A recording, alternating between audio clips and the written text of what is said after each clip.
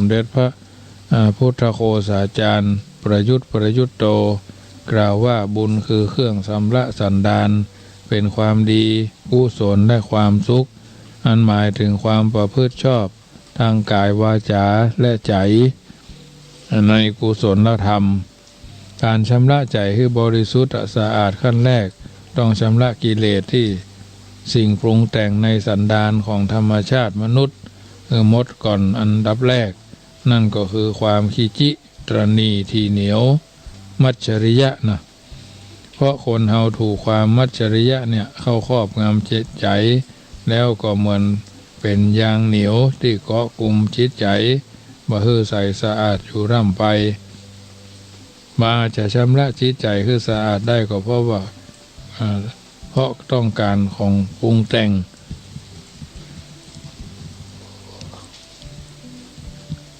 มาเจือจิตคือหม่นหมองลงไปอยู่เรื่อยๆเช่นตาล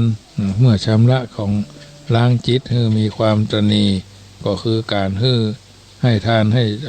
านชำระความตระหนี่นะความให้ทานคือการชำระความโลภเนาะรักษาศีลเป็นการชำระความโกรธบำเพ็ญจิตภาวนาเป็นการชำระความหลงเนี่ยทานที่เป็นวัตถุเช่นเงินทองเข้าของเครื่องใช้ต่างๆที่เฮามีอยู่และได้มาด้วยความสุจริตครบองค์ประกอบของการให้ทานแล้วจิตใจจะมีความบริสุทธิ์อยู่ได้ก็ต้องมี ความบริสุทธิ์เฉพาะการให้วัตถุสิ่งของให้คนที่ให้เนาะทานที่ให้ผลมากนั่นก็ขอให้ยึดหลักของสัพพุริสทาน8 ตามหลักของพระพุทธศาสนา คือ1ให้ของสะอาด2ให้ของปราณีต3ให้ของเหมาะแก่การใจถูกเวลาหน้าหนาวไปตามพัดลมมันก็มถูกหน้าร้อนไปตามผ้านวมมันก็มถูกกันให้ของสมควรให้ของที่ควรแก่เขาซึ่งเขาจะได้ใจพิจารณาเลือกโดยวิจารณญาณเลือกคนที่จะให้ผลเกิดจากประโยชน์จำนวนนักให้เนืองนิดเป็นประจำสม่ำเสมอเมื่อให้ก็ชี้ใจผ่องแผ้วให้แล้วก็มีใจเบิกบานนะเนื้อนาบุญต้องบริสุทธิ์นะเนื้อนาบุญก็ต้องบริสุทธิ์ก็หมายความว่าผู้รับนะผู้รับหมุนเขาปลูกนาหรือวานตะก้านานั่นจะต้องเป็นนาดีแล้วก็นาดำเนาะ น้ำเข้าได้ดีเนื้อนาบุญก็คำว่าเนื้อนาบุญอธิบายว่าเปรียบเหมือนเอาเป็นผืนนาในการทำนาถ้าผืนนามีความเรียบก็นี่มีความเรียบที่สม่ำเสมอสูงต่ำเวลาหว่านเข้าปักดำลงไปที่น้ำมันน้อยมันก็จะแคระแกร่นบ่ใหญ่บ่โตนะ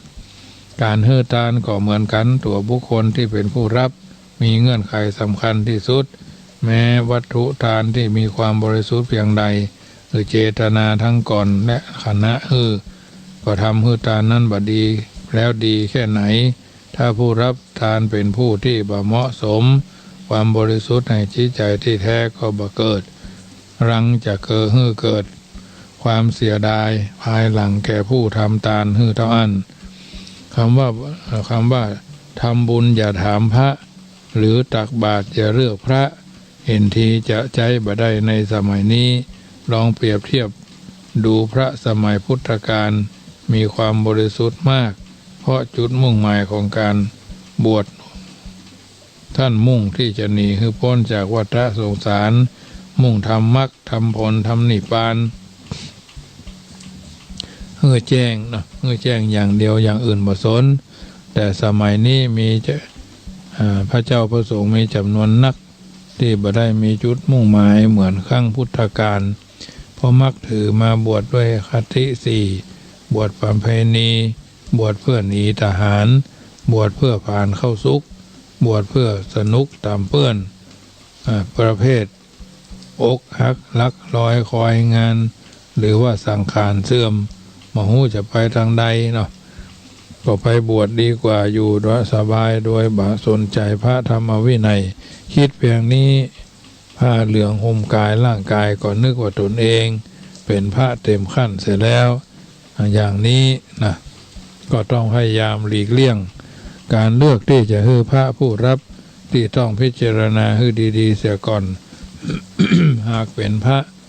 ภิกษุก็ต้องแน่ใจว่าพระเหล่านั้นเป็นผู้ปฏิบัติดีเรียนรู้พระธรรมวินัยจริงๆจึงจะเป็นผู้ที่สมควรจะหู้ได้อย่างไรมีวิธีการสังเกตได้ที่ไหนต้องมันไปวัดทำกิจกรรมของศาสนานะบ่อยๆสังเกตดูเจ้าอาวาสดูลูกวัดดูพระลูกวัดดูว่าท่านทำอะไรยังท่านดูว่าท่านมีวินัยมากน้อยแค่ไหนนะมากน้อยแค่ไหนปฏิบัติธรรมสวดมนต์สม่ำเสมอหรือเปล่าวัดสะอาดสะอ้านหรือไม่บ้านสะอาดสะอ้านหรือไม่ถ้าวัดสะอาดเป็นระเบียบมากแสดงว่าวัดนั้นมีวินัยและปฏิบัติธรรมเรียนธรรมกันจริงๆเพราะวินัยจะเป็นเครื่องกำหนดการปฏิบัติทั้งกิจกรรมภายนอกและความประพฤติต่างๆคือภายในตัวเพราะอย่างนี้พระพุทธเจ้าถึงได้มีพระดำรัสตรัสเอาซึ่งไว้เรื่องบุญไว้เรื่องเนื้อบุญเนื้อนาบุญว่าแม้วัตถุทานที่มีความบริสุทธิ์เจตนาทำทานก็บริสุทธิ์แต่ผลของความบริสุทธิ์จะเกิดขึ้นได้มากน้อยขึ้นอยู่กับนาบุญตามลำดับของผู้รับสัตว์เดรัจฉานมนุษย์ผู้บ่มีศีลมนุษย์ผู้มีศีลห้ามนุษย์ผู้มีศีล8สามเณรสมมุติสงฆ์การที่พระองค์จัดลำดับไว้อย่างนี้เป็นการทำทานหากได้ทำให้กับผู้รับที่ยิ่งมีความบริสุทธิ์มากเท่าไรผู้ให้ก็ยิ่งมีความรู้สึกอิ่มเอิบใจเป็นสุขเท่านั้นแต่ทานเองทานแห่งประเภทหนึ่งก็คืออภัยทานท่านยกย่องว่าเป็นบุญกุศลทำให้จิตใจบริสุทธิ์มากที่สุดการให้อภัยทานเพราะการให้อภัยคือการไม่ผูกโกรธไม่อาฆาตจองเวรใครสิ่งนี้บ่ใช่ทานทางวัตถุแค่เป็นทานทางใจเป็นการบำเพ็ญเพียรทางจิตอย่างหนึ่งที่ท่านที่ทานอย่างอื่นมุ่งเน้นลดละความโลภแต่การให้อภัยจะลดละกิเลสกองใหญ่ที่มาเกาะกลุ่มใจและมีอันตรายก็คือความโกรธเมื่ออภัยทานกับคนอื่นๆจึงจะนับว่าเป็นการชำระกิเลสตัวอย่างเรื่องการเฮ่อนี้ชำระตนีนี้มีความบริสุทธิ์และยังมีอานิสงส์ทำให้จิตใจปรารถนาหลุดพ้นไปจากยังสังสารวัฏของปัญญาด้วยปัญญาก็มีตัวอย่างอริยบุคคลในพุทธกาลแห่งท่านหนึ่งที่อยากจะนำมากล่าวว่านับถอยหลังไปก่อนสมัยพุทธกาลอยู่ในช่วงของพระวิปัสสีพุทธเจ้าตามวงของพระพุทธเจ้าแล้วพุทธเจ้าลำดับที่19การที่พระองค์พระนามว่าวิปัสสีนั้นก็สามารถพอหันพระองค์จากความมืดที่เกิดจากการกระพริบตาในระหว่างกลางวันมองหันพระองค์ได้ในเวลากลางคืนด้วยตาเปล่ามีพราหมณ์อุบาสกคนหนึ่งชื่อว่าเอกสาดกหรือสาตกะพราหมณ์แปลว่าพราหมณ์ผู้มีผ้าห่มเพียงผืนเดียวอาศัยอยู่กับภรรยาและมีความศรัทธาในพุทธศาสนาเป็นอย่างมากเอกสาดกพราหมณ์เป็นพราหมณ์ที่มีความยากจนมากแม้แต่เครื่องนุ่งห่มที่ทำเป็นผ้าห่ม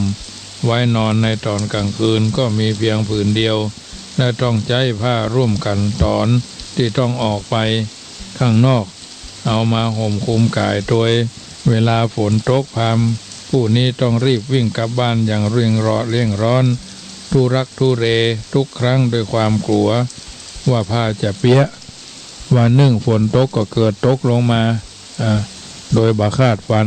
เอกสาดกพราหมณ์ก็รีบกลับบ้านเช่นเคยโดยความรีบร้อนจึงเป็นเหตุให้ผ้าไปเกี่ยวกับไม้ขาดรุ่งริ่งแถมยังเปียกโชกไปหมดทำให้ภรรยาโกรธมากด้วยความเสียดายผ้าที่ห่มมีเพียงผืนเดียวแต่พอเอกสาดกพราหมณ์บอกว่าจะมีการแสดงธรรมโดยพระวิปัสสีพุทธเจ้าในวันฮือหรือวันมะรืนพระองค์ก็จะแสดงธรรมในรอบ7 ปีต่อ1 ครั้งพระยาได้ยินดังวิจัยก็ดีใจหายโกรธรีบเอาผ้าห่มผ้ามาตากให้แห้งโดยทั้งคู่ได้ตกลงกันว่าจะพัดกันไปฟังธรรมโดยช่วงเจ้าให้ภรรยาไปเพราะถือว่าแม่หญิงควรออกนอกมาบ่ควรออกนอกบ้านตอนกลางคืนส่วนเวลากลางคืนเอกสาดกจะพามจะไปเมื่อถึงวันเวลาแสดงธรรมพระวิปัสสีสัมมาสัมพุทธเจ้าก็ประทับอยู่บนธรรมาสน์ที่ประดับอย่างงดงามทรงแสดงธรรมต่อหน้าฝูงชนโดยมีเจ้าภาพคือพระเจ้าพันธุมหาราชประทับร่วมฟังธรรมอยู่ภายในม่านหลังธรรมาสน์โดยในช่วงที่หัวค่ำเอกสาดกนั่งฟังธรรมอยู่ท่ามกลางคนจำนวนนักมีความอกอุ่นอิ่มเอมใจเอิบอิ่มใจซาบซึ้งในธรรมเป็นอันนักเมื่อใจเกิดปีติก็เกิดศรัทธาโดยมาเอกสาดกพราหมณ์จึงคิดจะถวายผ้าห่มเพียงผืนเดียวที่ตนมีอยู่แต่ทิศอย่างไรก็คิดว่าออกเพราะหากถวายผ้าไปแล้วก็บ่มีผ้าที่จะห่มเวลาออกไปทางนอกก็จะอาจจะออกนอกบ้านได้เครื่องแต่งกายของพราหมณ์นั้นมีเพียงผ้านุ่งคล้ายกับสบงในท่อนล่างและผ้าห่มปิดกายท่อนบนเวลาอยู่ในบ้านก็จะเปื่อยท่อนบนหากเป็นพ่อชายหากเป็นแม่หญิงก็จะเอาผ้าคาดอกเอาไว้เพื่อต้องห่มผ้าปิดกายด้านบนคือมิดชิดเป็นต้นเอกสาดกพราหมณ์คิดย้อนพลิกไปหาอยู่หลายรอบว่าจะถวายดีกับดีถวายผ้าลังเลอยู่มันจนใกล้เที่ยงคืนก็ตกลงเปล่งใจว่าจะถวายเพราะการได้ฟังธรรมของพระพุทธเจ้าวิปัสสีครั้งหนึ่งใน7 ปีนั่นก็เป็นสิ่งที่ถือว่าคุ้มแล้ว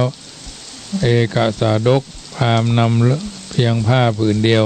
ไปถวายแด่พระวิปัสสีพุทธเจ้าคือเป็นตาลก็ได้ตะโกนขึ้นมาว่าเราชนะแล้วเราชนะแล้วเราชนะแล้วไอ้น่ะชนะตัวเก่าฝ่ายพระเจ้าพันธุมหาราชก็คิดว่าเป็นพระราชามีความเกิดสงสัยภัยมาตะโกนห้องโวกเวกเอาชนะแล้วเอาชนะแล้วแกก็เดินไปตามสมควรแก่เวลาเนาะทำลายชนะความตรณีนะเอาชนะความตรณีห้อมจะชนะอย่างอื่นเอาขี้จี้ในใจห้อมมีละอย่างเป็นต้นเมื่อพระเจ้าพันธุมหาราชได้ยินเช่นนั้นจึงตรัสว่าทำอย่างเอกสาดกจะได้แถมเพียงแค่ควรกระทำแต่ตัวของข้าพระเจ้าพันธุมหาราชเองเป็นถึงพระราชาก็ยังโม้ถึงสิ่งที่ควรกระทำจึงมีสติระลึกสั่งให้อมาตย์นำผ้ากู้นึ่งไปมอบแก่เอกสาดกพราหมณ์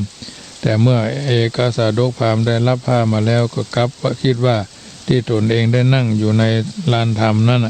พระราชาก็ไม่ได้พระราชทานผ้าห่มหรือทรัพย์ใดๆก็เพียงแต่เฮาพ่อตนเองได้กระทำการสรรเสริญพุทธเจ้าด้วยการถวายผ้าพระราชาจึงได้ประทานผ้ามาจึงคิดว่าควรที่เฮาจะไปใช้ผ้าที่ได้มาเพราะอาศัยพุทธคุณเมื่อเกิดดังอันเอกสาดกจึงนำผ้าทั้งสองผืนที่พระราชาพระราชทานเนื้อถวายต่อพระวิปัสสีพุทธเจ้าไปแทนเมื่อพระเจ้าพันธุราชได้หันการกระทำของเอกสาดกแล้ว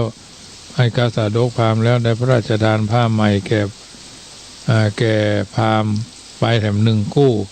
แต่เมื่อรับผ้าแล้วพราหมณ์ก็ถวายต่อพระพุทธเจ้าแถมทำอย่างเนี้ยไปเรื่อยๆจนกระทั่งพระราชาพระราชทานผ้าทวีขึ้นเป็นจำนวน32 คู่เนาะผ้า32นั้นถ้ากาสาดกพราหมณ์หันว่าอาจจะเป็นการเรียกร้องที่ได้ผ้ามานักขึ้นจึงขอรับผ้าคู่สุดท้ายถ้าเอาไว้เป็นที่ ไว้เป็นผืนนึ่งตามตนเองจะใช้ในโอกาสต่อไปเพราะฉะนั้นญาติโยมสาธุชนท่านผู้ฟังทั้งหลายได้ยินได้ฟังน้ำธรรมคำสอนจากรายการเสียงธรรมก่อนรับตาคืนวันพุธในสัปดาห์นี้คงจะเป็นที่ระเมาเอาใจเข้าใจกันไปเรื่อยๆเมื่อถ้าเข้าใจแล้วก็โทรศัพท์ทักทายกันเข้ามาได้เนอะที่0861875325ขณะนี้แถวบริเวณวัดช้างคำฝนตกญาติโยมตกหนักเลยแหละนะเพราะฉะนั้นก็ถือว่าพอดีที่เขาจัดรายการจะจบพอดีญาติโยมสาธุชนได้มีโอกาสฟังน้ำฟังธรรมอย่างไปก็ฟังกันไปบางทีจะรับจะนอนในค่ำคืนก็ไหว้พระนุธรรมทำบุญหยาดน้ำกินทานได้หลงไหลจะได้สบายเกิดทุกข์ไปหน้าเข้าดอกบานกินทานถึงดอกไม้บานกินทานม่วนบุญกินบุญทานที่เขาท่านทั้งหลายได้ฟังวันนี้ได้เข้าใจในวันนี้ก่อนในนามของพระเจ้าพระสงฆ์เผยแผ่ธรรมทางสถานีวิทยุเพื่อการศึกษาพระพุทธศาสนาและวัฒนธรรม FM 104.50 คืนทุกคืน2 ทุ่มเช้าถึง2 ทุ่มวันอังคารก็ทุ่มเช้าถึง4 ทุ่มอย่างตะคืนนี่ก็จักยาวเนาะ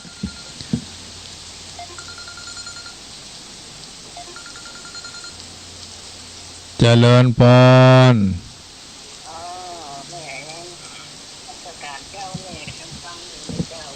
ฝนตกก็เดี๋ยวนี้นะ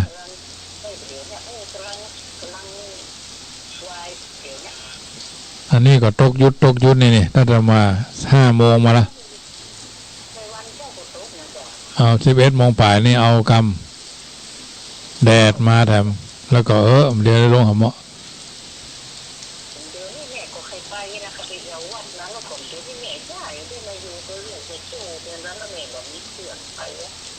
หลังมาไม่ได้ไปโจ้อะ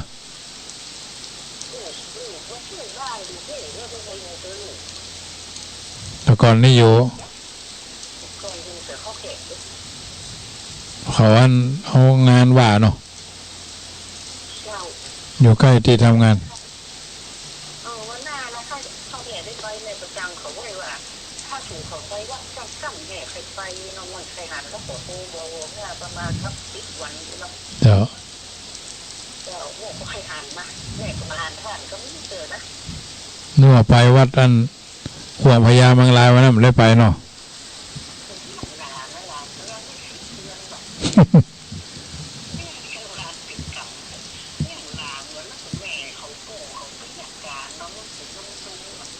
นั่นเนาะเลี้ยงลูกใหญ่ต่อหลานแล้วเนาะได้ไปไหนเฮ้ยแม่เคยไปนะแม่เคยไปสนานแม่เคยหันชวนแม่ไปเขาบอกเลิกกันไปเนี่ยไม่ได้ไปด้วยกันหรอกเดี๋ยวมันถึงได้มาไหมเป็นกำลังใจเนอะเจริญพรเจ้าโมทนาแม่ขันท่อแคบกลาง0861875325โทรกันเข้ามาเนื้อญาติโยมอยู่จุดไหนม่งใดนะโยมแม่เรนูก้อนแก้วเนาะฝนถ้าจะตกกันในเวียงตั้งป่าซางนี่ก็นั่นเองนะพอดีมันจะจบพอดีถ้าต่อจากนี้ไปนี่ก็ค่อยฟ้าก็มอบแม่เหมือนกันเนอะท่านเพื่อนนะก็พอดีมันจะจบพอดีเนอะเอาละญาติโยมสาธุชนได้ยินได้ฟังน้ำธรรมคำสอนจากรายการเสียงธรรมก่อนรับตาค่ำคืนนี้อากาศเย็นลงแล้วเนาะขอให้รับเป็นทุกข์ตื่นเป็นทุกข์พระผู้เป็นเจ้าก็สะดุ้งตื่น